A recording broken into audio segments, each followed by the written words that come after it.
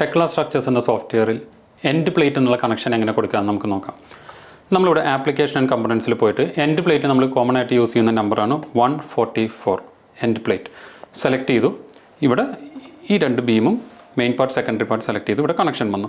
ഇനി ഇതിപ്പോൾ 3Dയിൽ നിന്നും തിരിച്ച് 2D വ്യൂവിലോട്ട് പോയിട്ട് ഇനി ബോൾട്ടിൻ്റെ അസൈൻ ചെയ്യണം.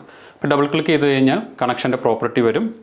ഈ പ്രോപ്പർട്ടിയിൽ നമ്മളിനി കൊടുക്കണം. ഇവിടെ 1 എന്ന് പറഞ്ഞ് കാണിച്ചേക്കുന്നത് മെയിൻ പാർട്ട്, 2 എന്ന് വെച്ചാൽ സെക്കൻഡറി പാർട്ട്. ഇവിടെ നമ്മളിനി പ്ലേറ്റ്സിൽ പോയിട്ട് പ്ലേറ്റിൻ്റെ തിക്നെസ് കൊടുക്കണം. ഒരു 12 mm പ്ലേറ്റ് കൊടുത്തു. അതേപോലെ ബോൾട്ടിൽ പോയിട്ട് ബോൾട്ടിൻ്റെ സൈസ് നമുക്കിവിടെ M20യുടെ ബോൾട്ട് കൊടുത്തു. ബോൾട്ടിൻ്റെ സ്റ്റാൻഡേർഡ് കൊടുക്കണം. 8.8 തൽക്കാലം കൊടുത്തു. ഹോൾ ഒരു 22 ഡയയുടെ ഹോളാണ് കൊടുക്കേണ്ടതെങ്കിൽ 2 mm ടോളറൻസ് കൊടുത്തു. അപ്പോൾ 20 + 2 22ൻ്റെ ഹോൾ വരും. ഇനി ഇവിടെ ബോൾട്ടിൻ്റെ നമ്പേഴ്സ്, ഇവിടെ ഒരു വെർട്ടിക്കൽ ഡയറക്ഷനിൽ ഒരു 2 നമ്പർ ബോൾട്ട്, ഹൊറിസോണ്ടൽ ഡയറക്ഷനിൽ 2 നമ്പർ ബോൾട്ട് കൊടുത്തു.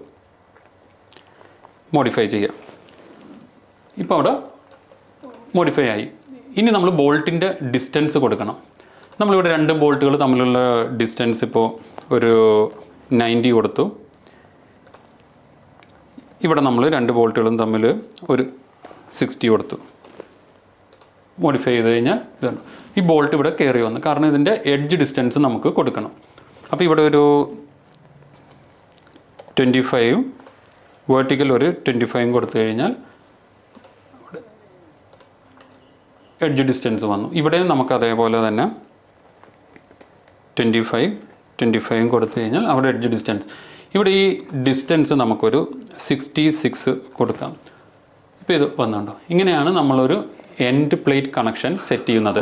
ഇതിപ്പോൾ ബ്രീഫായിട്ട് ഞാനിപ്പോൾ പറഞ്ഞതാണ്, ജസ്റ്റ് ചുരുക്കി പറഞ്ഞതാണ്. ഇതിൻ്റെ ഇൻഡെപ്ത് നിങ്ങൾക്ക് അറിയണമെന്നുണ്ടെങ്കിൽ താഴെ കാണുന്ന ഡിസ്ക്രിപ്ഷനിൽ നമ്പറിൽ നിങ്ങൾക്ക് കോൺടാക്റ്റ് ചെയ്യാവുന്നതാണ്. Thank you.